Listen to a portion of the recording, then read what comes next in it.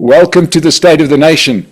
Joining us today is one of my favorite columnists by far, former activist, unionist, scholar, Dr. Ebrahim Harvey. Welcome back to the State of the Nation, Ebrahim. It's so good to have you. Good morning, Mike. Good to be back with you. Thanks for the invite.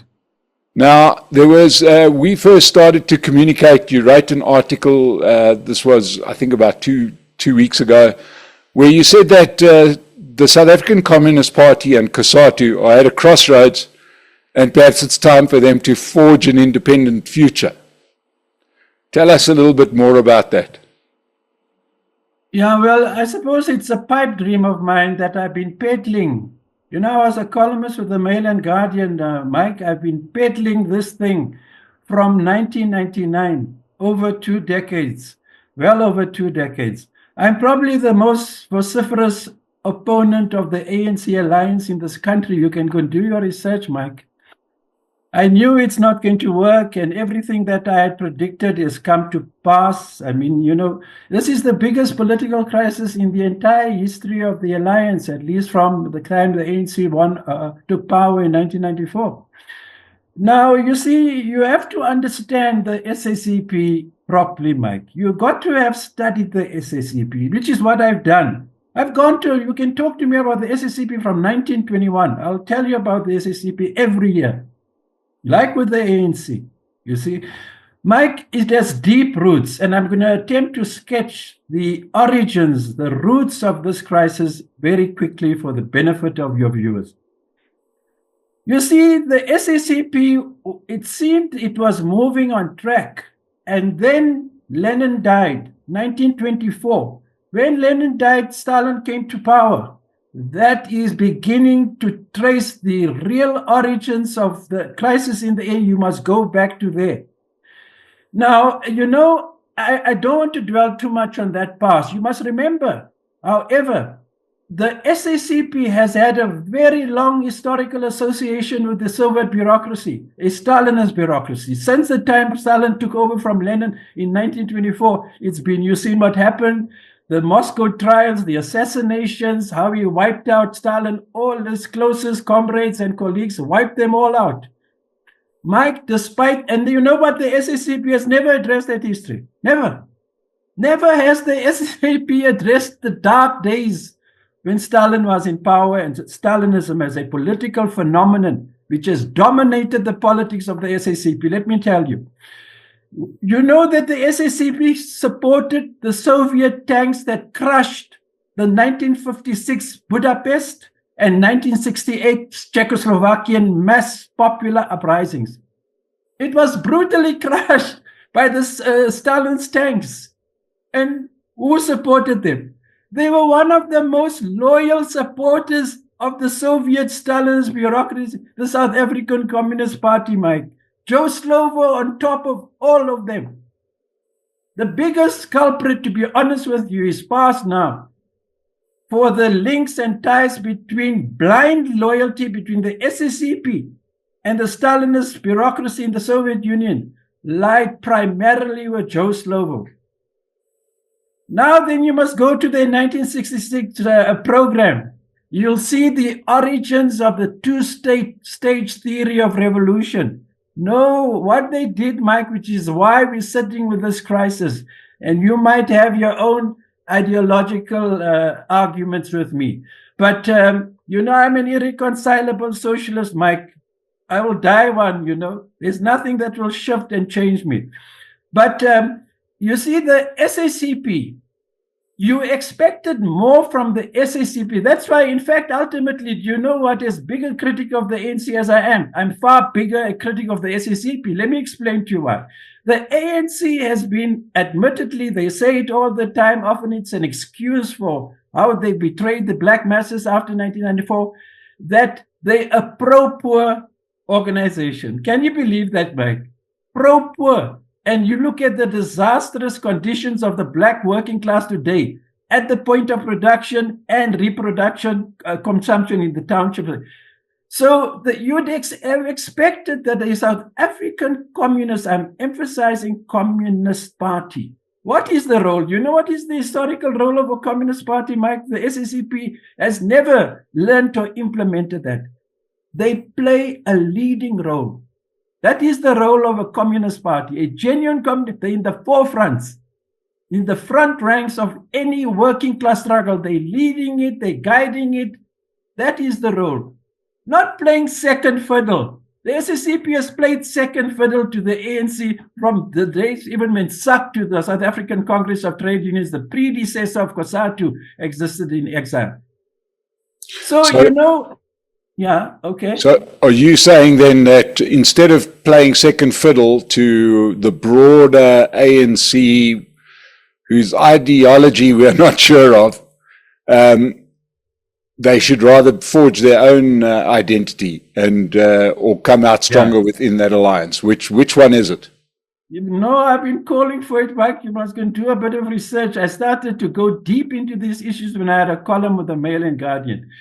So, you know, calling for, I've got countless columns. Go and check it out, Mike.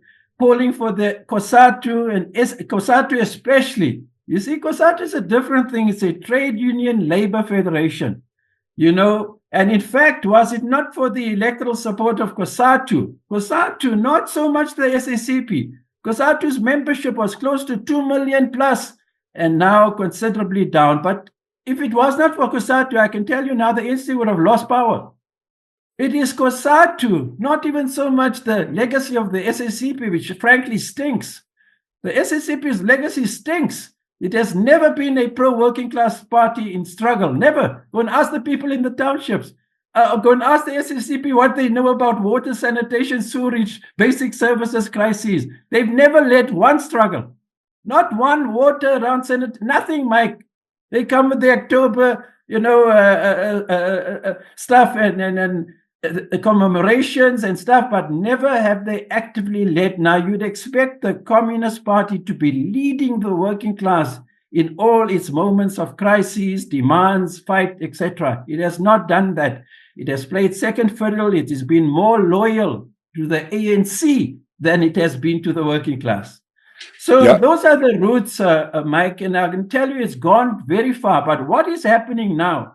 That's why I think you need to be informed about this. And that is why what motivated the column that you're referring to, 2-3. I know Bladen Zamande fairly well. I've interviewed him countless times. I get on well with him.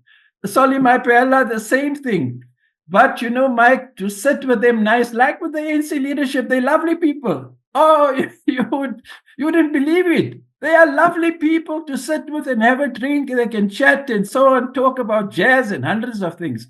But politically, something very significant, I think, is underway. We've got to see if it's going to lead to something significant, perhaps a rupture that I've been calling for over the ANC alliance needs to rupture. It should have ruptured long ago, where the SACP and COSATU goes their own road. I can tell you now it's possible. If you look at the attacks against the working class and what has happened to this neoliberal crisis in this country, such a party, to my mind, could have taken power in this country. I'm absolutely certain about that. I mean, for 30 years, nothing has happened. But now with the formation of the GNU, the ANC having lost for the first time in post-apartheid South Africa, the 29th May election. That is the wake-up call, Mike, and then subsequently the formation of the Government of National Unity.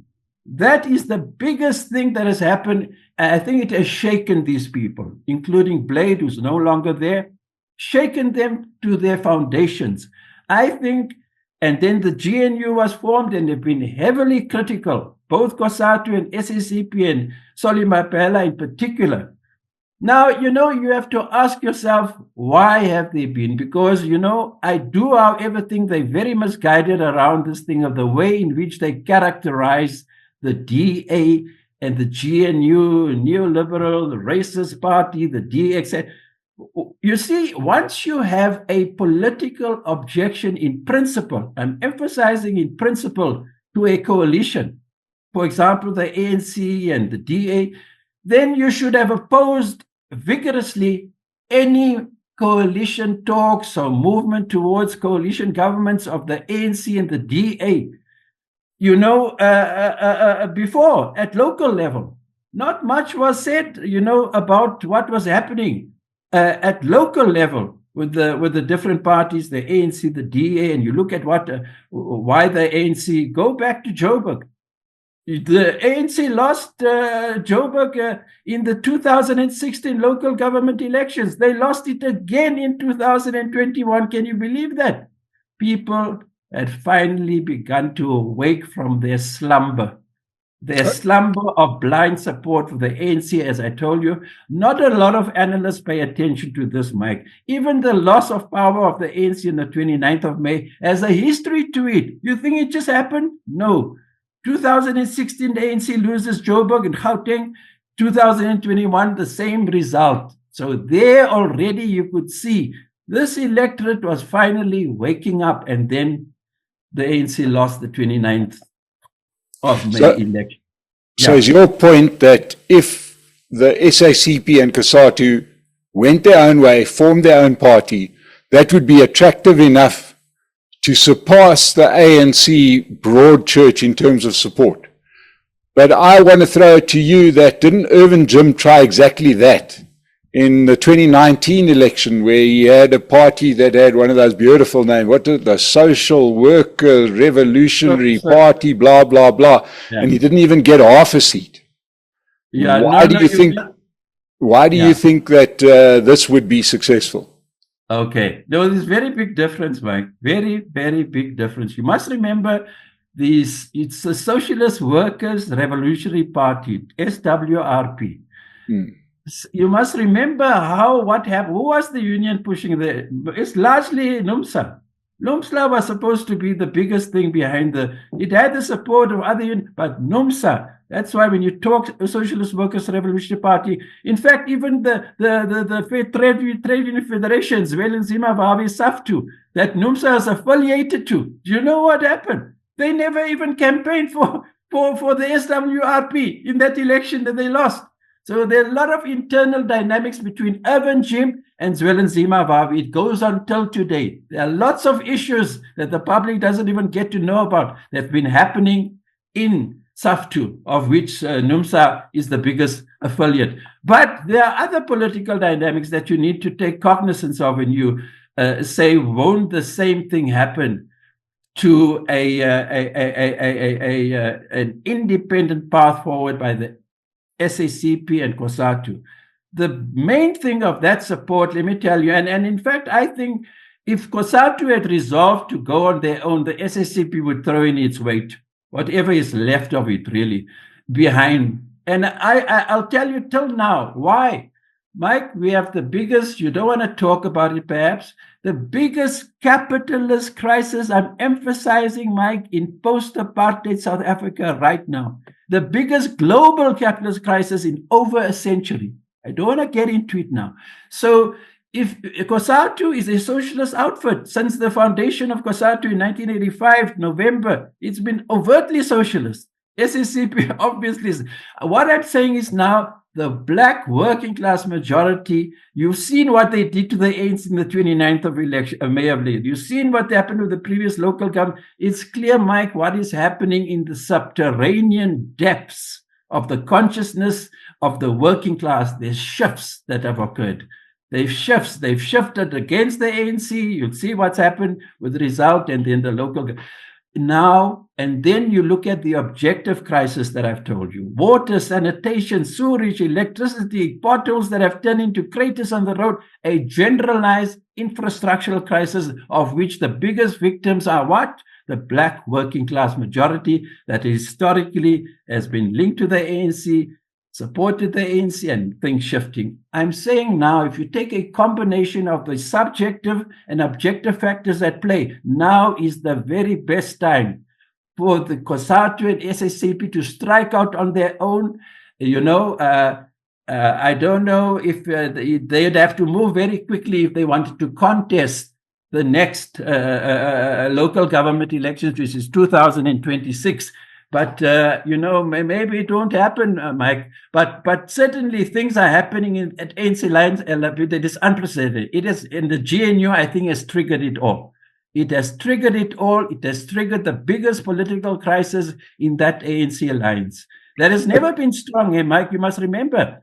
What do you think COSATU and the SACP has been, especially COSATU? They've been nothing but convenient electoral cannon fodder for the ANC, Mike.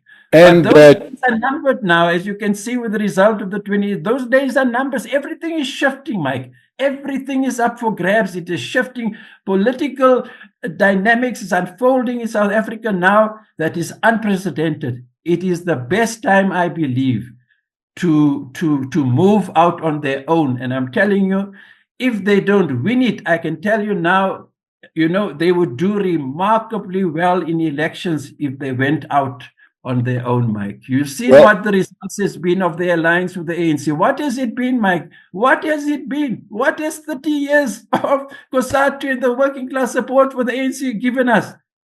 What? The biggest, highest levels of poverty, unemployment, and raging social inequalities exist today. Far worse, can you believe me saying that, Mike, than the apartheid days? Far worse. Yeah. Now, obviously, we recall, more than 2 decades ago, Thabo Mbeki inviting the SACP and COSATU to leave the alliance, almost sort of showing them the door, opening the door. They wouldn't go through that door. And at that point, COSATU was still a factor. COSATU now is a questionable factor because, their membership is dropping alarmingly. You talk about a crisis in capitalism. There's a crisis in unionism, isn't there, globally, where we're seeing just an absolute decimation of unions globally. And South Africa is not being spared from that. So I would contest that they're probably at their weakest. So, the idea that they would now go out, tell people who have to drive through the potholes and their taps, open their empty taps, that, sorry, we know we brought this problem to you, but give us more control and we'll fix up what we broke. Yeah, that's the problem. That's the problem. And in fact, it's an internalization of the lesson that you just projected now that I believe underlied voter sentiment in the 29th May elections. That's why the ANC lost. I mean, can you believe, not just lost it? I mean, with about 40% of the vote, down from 57%, Mike, to 40%. I think the most dramatic political decline of a ruling party in Africa, arguably. It's just amazing. And that has shaken up. It has shaken up the ANC alliance. It has shaken up the SACP. You see how Solly Maipala is coming to the fore. They are only echoing, however, deep resentment and dissatisfaction in the ranks of the ANC, COSATU and the SACP, Mike. Okay, but now, were the talking points, the points that have underpinned the communist proposition, were they not hijacked completely, taken over by the EFF with their Marxist, Leninist, Fanononiist, Wati thing? We're going to nationalize land. They're going to run. We're going to wear red. We're really going to be the communists. Are they not the communist future? Were they not the communist proposition? Or does it have to have that brand of the SA Communist Party? No, obviously not. The left is a very broad spectrum. You even have the independent left outside of the ANC alliance, outside of the EFF, and they predominantly in the Western Cape. Let me tell you, pockets of support elsewhere. They're small, they're tiny, they've been ineffective. They've never even had one member of parliament. One of the biggest problems, Mike, because if you cannot recognize the importance of parliamentary politics for ideological reasons and say it's bourgeois elections and all, it doesn't cut at all. But Mike, let me just say to you, there's a difference which I think you might be ignoring, Mike, between the EFF's rhetoric, it's been largely rhetoric. Look what even happened to the land question. Did you see how it receded? They raised it sharply. And then suddenly Ramaphosa and the ANC wanted to do research, and Section 25 mended. It didn't need to be tightened. The experts spoke about it. Section 25 made provision for some fundamental restructuring and significant land reforms. They never suddenly, because the EFF called their thunder in Parliament, and then they started to wake up. But the EFF says, now, let me tell you, it is my column in 2 to 3 weeks' time. I'm turning to an analysis of the EFF.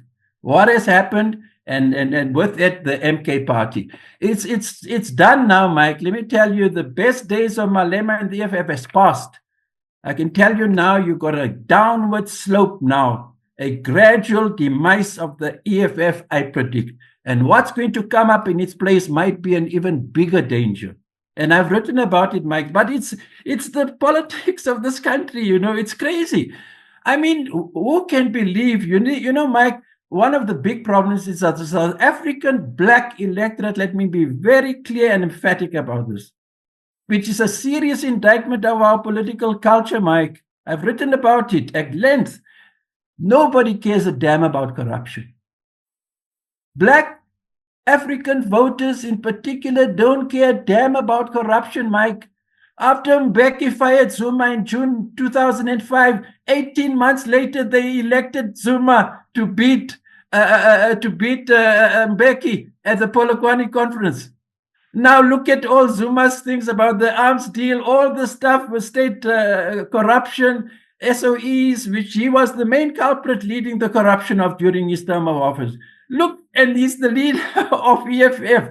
And look what they give. They make them the third biggest party, Mike, in the election results, supplanting even the EFF. I'm just trying to say it's a very serious problem. And, but, at Zuma's right hand back in those days, in that fight, were those wonderful figures of Bladen Zimandi and Zwelinzima Vavi, at that point leaders of the SACP and COSATU, taking the corrupt Jacob Zuma to the presidency, holding him aloft. Now, you're saying that those organizations have enough gravitas and enough moral heft to displace all the other parties and become a serious player in the country? I can't see what their value proposition would be. No, I think you're confusing. You talk of moral heft and all that. I think you don't get lost in ethical issues around. And I mean, that has been the ANC alliance, I mean, and it is called into serious question why, in fact, COSATU in particular, and maybe less, you must remember the ANC and the SACP have a very long alliance into exile. But COSATU is a different kettle of fish, the Workers' Labour Federation, why they continue to support the ANC. And indeed, what you point out is true. When I said to them, I know them all, Mike, Zwelinzima, Vavi, Blade, they say, Ebrahim, you are right. All that you've said. They should have left this alliance long ago, Mike. But let me tell you, politics by its nature is a very complex matter, and especially in South Africa at this juncture. If you talk of parties, you see that what's happening to the EFF, and you see to the left of the EFF, MK, what is going on there. I mean, there's a lot of opportunism, Mike. Let me be honest with you. In fact, Zuma, there's a lot of bitterness about Zuma and how MK was formed. You look at since that June 2021 riots in this country because he was jailed. Since then, Mike. So South African politics is very bloody and messy and confused, to be honest with you. But separate the ethical stuff that you're referring to from the practical thing and the reality that no matter how COSATU has declined, it is still the biggest, most powerful, relatively, Mike, trade union federation in this country at this juncture. Yeah, but they can't force their members to vote no. in a direction. And we've seen that recently where, and I know we're talking NUMSA, we're using that one example, where even their membership, I mean, their votes were something like a quarter of their union membership.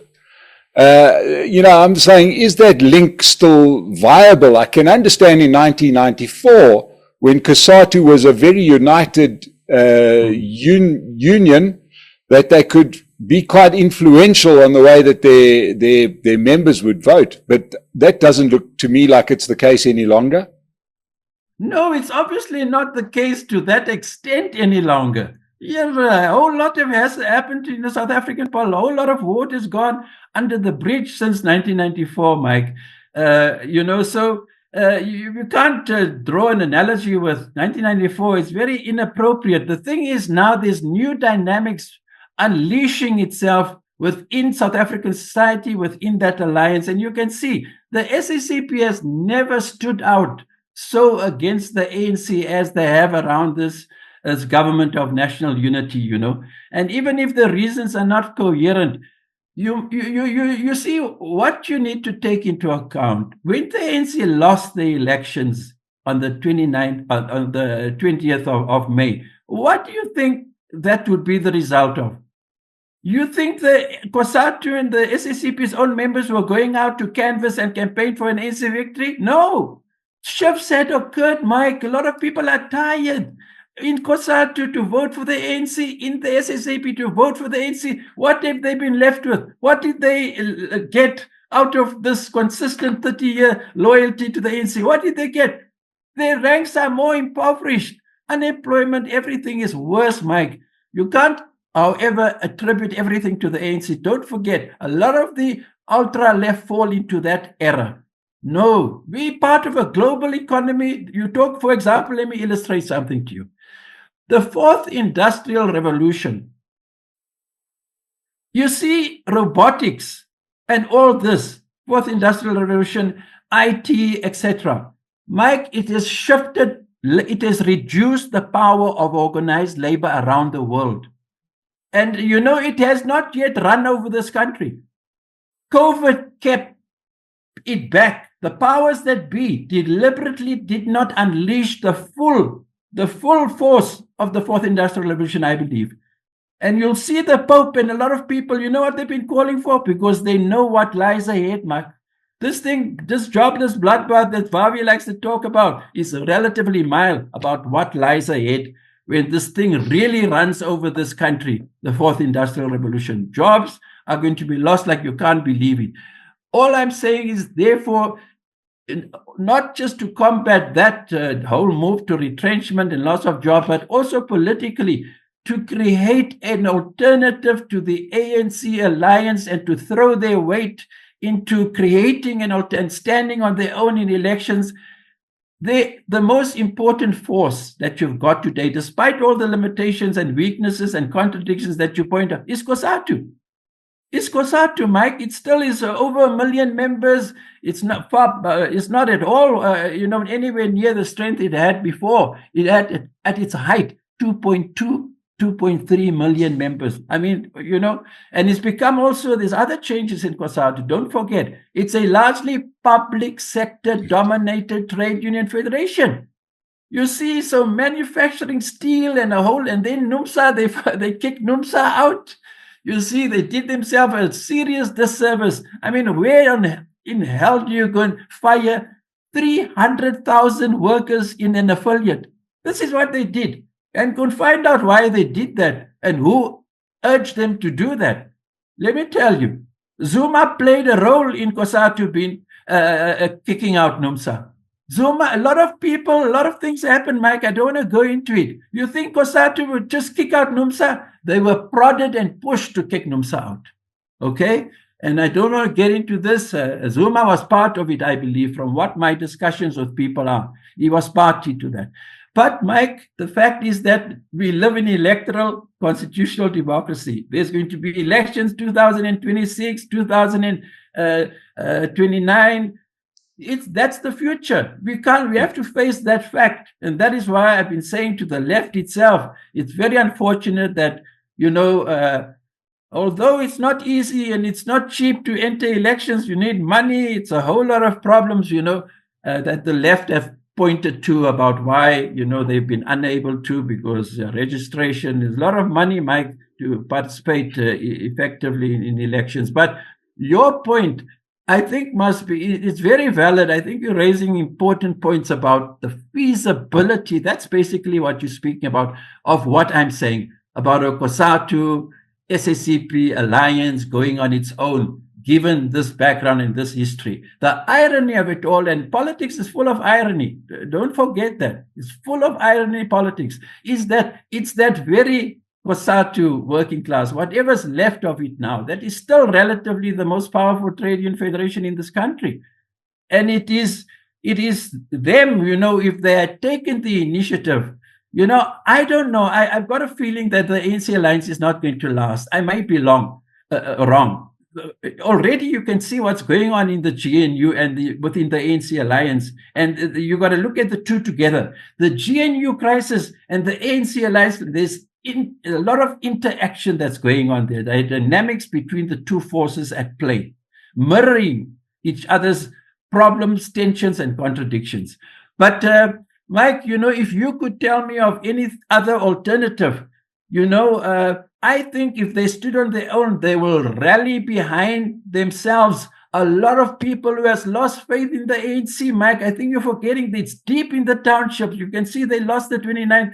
They're calling for an alternative. They're actually saying to you, indirectly, to hell with this ANC. We need a genuine party of the working class. The ANC has never been pro-poor. It's been the biggest lie, Mike. I mean, it stands to reason. If you say pro-poor, look what's happening now. 30% NERSA, electricity increase, water, sanitation, sewerage, a mess. The very services that the black working class, the historical support base of the ANC relies on, is in the worst crisis ever. So you have to ask yourself, what has ANC rule did in favor to support the black working class? It's worse off now in material, socio-economic terms, Mike, than it was under apartheid. It's a terrible reality, which, it's indisputable. Do you not think that the biggest danger to the thing that Sali Mapaila and the Communist Party is most scared of is in fact the success of the GNU? That is the thing that kills off the Communist Party completely, isn't it? Because already they look surplus to requirements because the DA has become the ANC's new alliance partner, right? So in other words, really the way I see it is I don't see it the way you see it. I see it as a man desperate to try and keep relevance, right? Not because he's trying to influence conversation, only because he sees that my friend's got a new best friend, and the new best friend is far better looking and far more attractive than me. Right? The Communist Party offers nothing. Bladen Zamandi, I presume, has crawled into his bottle. We haven't seen him for 20 years. And the big fear of the Communist Party, in actual fact, is a successful GNU. And we started to see some green shoots. Now, isn't that the biggest threat to the Communist Party? And isn't that what Sali Mapaila's whinging is about? Well, to a large extent, I think it would not be in the interest of COSATU and the SACP. Let me put it this way to you. If the GNU was successful, it wouldn't be. If the GNU is crisis-ridden and collapses, they would be happy. They would say that it vindicated their misgivings and opposition to the GNU if it failed. But what you are ignoring, Mike, and please, you can go and do your research, just watch TV. In fact, you don't even have to go and do a lot of research. If you think the GNU is don't get carried away with Ramaphosa's self-appraisal and congratulations, and he goes around the world in the singing the praises of the GNU. The GNU is facing very serious problems, Mike. There's an emerging crisis of its own. And let me tell you what underlies that crisis in the GNU. I have written about it, Mike. You see, and I drew attention to this problem long ago at the very outset when the ANC lost it. As I drew attention to this when the ANC lost 2016 and 2021 local government, I said with coalition governments at local level, the biggest problem, Mike, I looked at their manifestos, was a lack of ideological and programmatic, and especially policy coherence and unity. That is what you need, Mike. If you lack that, you're going to be, especially when you see what's, for example, happening in the townships around basic services. Policy compatibility is critically important. And what has been, if you've been following the media, do you know what the analysts are now saying belatedly? Look, don't be surprised by the crisis that's breaking open in the GNU. Where's the policy commonality? Can I challenge that? Yeah. I'd really like to challenge that, because I recently sat here with Vuya Zingula from the African Transformation Movement, who's part of the so-called Progressive Caucus, right? Yeah. And these are people whose idea of progress is to take away individual rights, bigger government, etc. And he raised the same issue, that the problem with the GNU is policy alignment. And I want to know how we've had 30 years of perfect alignment, right? We've had the ANC in charge of everything, and that didn't do us so good. And I then brought up the point of where coalitions have worked has been between people who are ideologically very different, and they keep challenging one another. I'm saying that the alignment that everybody sees as the problem, as I see it, is the benefit of the GNU. Right? Alignment is what we don't want. That, otherwise, if you have alignment, that's when you start hiding stuff that your comrades are doing. Right? We had perfect alignment. We had everybody protecting Jacob Zuma. We have everybody jumping to Cyril Ramaphosa's defense on Pala Pala. That's alignment. Arms deal. What arms deal? We all aligned on this. Everybody else is saying, but you can see the corruption. That's what alignment brings you. Now we have lack of alignment, and suddenly everything's being questioned. And I think that's a good thing, because now we suddenly have action. Yeah, but what is this obsession with alignment? Yeah, Mike, I think, you know what? I listened to that interview you referred to now, with the ATM leader. And I don't know, there's a lot of finesse, a lot of subtleties there. For example, when you say, which shows me to my mind how seriously you're misunderstanding this question of political alignment and policy commonality. You say that for 30 years, there's been alignment, the ANC has been in power. What are you talking about, Mike? I mean, that's why we're sitting with this crisis in the ANC. Exactly my point. The opposition of the SACP and COSATU, especially to the ANC's neoliberal architecture and policy framework. From 1996, you must remember, they collapsed the RDP office, they shut it down unceremoniously, and 3 months later, GEAR came up, a distinctly neoliberal architecture, macroeconomic. So since then, things have not gone well So I think, there seems to be some confusion, if you don't mind me just spelling this out a bit, Mike. I mean, these are good shows you run. It's also for learning experiences, educational experiences, and so on. You see, you mustn't get confused between coalition governments here in Europe. No. And draw analogies between that and they survive in Germany and everything. No. Firstly, the whole history of democracy has got a far longer legacy and history in America and Europe, etc., that they draw upon. And it's not easy sailing, let me tell you, with those they have lots of breakdowns and lots of problems. But you can't deny, because if you do deny, you'd be flying in the face of reality, that if you have a coalition government, GNU, whatever you want to call it, and that the greater policy commonality you have, the greater is going to be the existence and the fate and future of that alliance. You seem to be reducing and dismissing the importance of policies, and they're saying it themselves now. When they look at the GNU, how long is it? 6-7 months? What all the problems they're facing, and they're all now having a common position. I've been listening, Mike. Yes, it's inevitable. There's lack of common. That's what he spoke to the MT leader, yesterday or day before yesterday. So I'm just saying, because we've not had it, doesn't diminish the fight and the credibility of seeking policy commonality and attempting to deal with problems where you don't have, because my policies, what are policies? Policies is what guides actions by governments. It's what their policy framework is. You see, you can't dismiss or belittle the importance of policies because of what's happened. In fact, to my mind, you see where I come from, the greater and bigger a crisis is, social, economic, political, the more important is policy commonality, because policies basically is what? Is the aims and objectives of how to deal with problems and resolve it and so on. And so I'm just saying, Mike, I hear you, but please don't confuse coalition governments in Europe.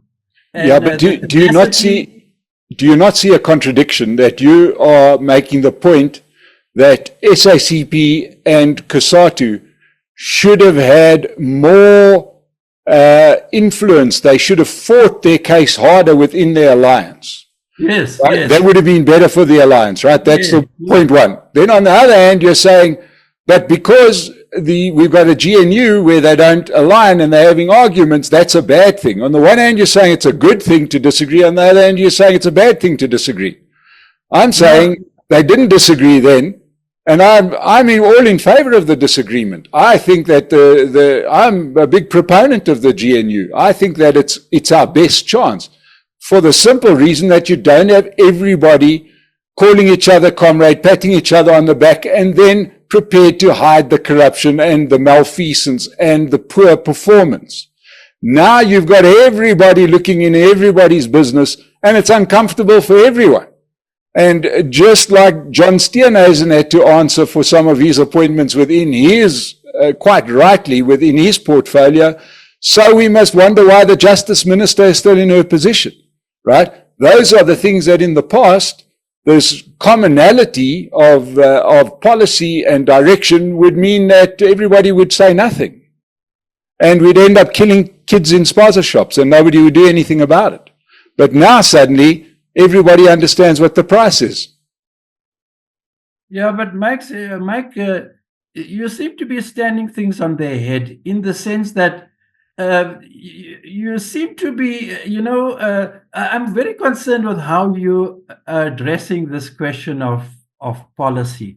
You're saying that the greater the policy differences are in an alliance or coalition, the greater is the ability to sustain and keep alive and fulfill the aims and objectives of that coalition government. But you see, you can't separate the aims and objectives from policies. Policies, in fact, is an expression of what the goals, aims, and objectives are. I'm just saying, I don't know if it's around terminology and so on. And the other thing I think that you're ignoring is what a withering away of strength, of coherence would. If you've got a coalition government or a GNU where there is fundamental policy differences, you're going to have sooner will you have a crisis in the GNU, and it will collapse. And the less will it go down that path, that crisis-ridden path, the more there is policy agreement. Now, if you look, it's true, but I think it's exaggerated, the policy differences between the ANC. The ANC has moved on to the path of neoliberalism virtually from 1994, which is where the DA has been. I think, and it shows you to, that is why I think you could have that marriage and Cyril and them inviting the DA, because they know in real terms, besides phraseology, and they've even completely throttled, collapsed the Freedom Charter, Mike. Mike, who talks about the Freedom Charter today in the ANC? Who even talks about the RDP? They don't talk about that. They've already, that's why this whole pledge of renewal is the height of hypocrisy and contradiction. How can you talk seriously of renewal when you don't even care what you close the RDP office? You don't even talk about the Freedom Charter anymore. So, Mike, I'm just saying, but my serious contention is with the way you configure alliances and coalitions is that what keeps them alive and keeps people on their toes is when you have policy differences and not everybody is singing from the same hymn, you know. I've got problems with that. I think there's a certain, the word is a dialectical, a dynamic essence that straddles. You're going the either or path. And I think there's a complex chemistry that draws the two things, and you know, you end up having to be pragmatic. And you know, there's a whole critique about pragmatism in politics and so on, you know, being eclectic and all that. But sometimes when you have a huge crisis like we have today, people resort to eclecticism, you know. We take here, we take a bit there, take a bit there, and try to pull things together. And I think that is what's happening at the moment. But I'll tell you, the GNU is early days, but I'll tell you, Mike, what I think is going to happen. I think the GNU, I'm sorry to say it to you, I think it's going to fail. I think it's going to fail big time, Mike. And you can see already a whole lot of points of tension, strife, and struggle that's appearing, particularly with Zilla in the background and how she sees the GNU and the way she's attempting to influence, and how Panyaza, Sufi and them are responding to her, etc. And indeed, you know, I don't want to have interviewed her. I respect her, Mike, but I'll tell you, it's not even John Steenhuisen. Believe me, it is Helen Zille that runs the DA, not Steenhuisen. Forget about it, I'm telling you. It is Helen Zille who runs the DA behind the scenes. And if there's one person, besides the ANC's own contradictions and confusion, who's going to maybe collapse this GNU, I think is the background influences of people like Helen Zille. I think there are some things I agree with, you know, and some things I think she blows out of proportion, and it seems she's highly combative, you know, which is not what you need. You see, with a delicate coalition like the GNU is, you have to be a lot of more brinkmanship and care, and, you know, as to enter that equation than to be shooting from the hip, which is what Helen Zille often does. She shoots from the hip. She reminds me of Grady Montage. He shoots from the hip. And, you know, politics, personalities plays a part also in politics, Mike. Yeah, well, I think at least Helen Zille can still see her hips to shoot from. And to everybody, we're going to have Helen Zille on the show in the next couple of weeks. She's finishing up her trip, and then she'll be doing another interview with us. But it's a fascinating discussion, and I love speaking to Ebrahim Harvey. Don't rush away, Ebrahim. We'll just have a chat off air. But to everybody that joined us today, thank you so much for joining us on the State of the Nation. We'll keep on bringing you great analysis. And people, we don't need to agree with one another. We need to discuss and find the best solutions for South Africa. And State of the Nation is not a place where we shy away from having difficult discussions. Pace Car Rental keeps us on air. Thank you so much. You keep us on air for watching the show. Please like and subscribe, and we'll see you again on the State of the Nation. Thank you very much.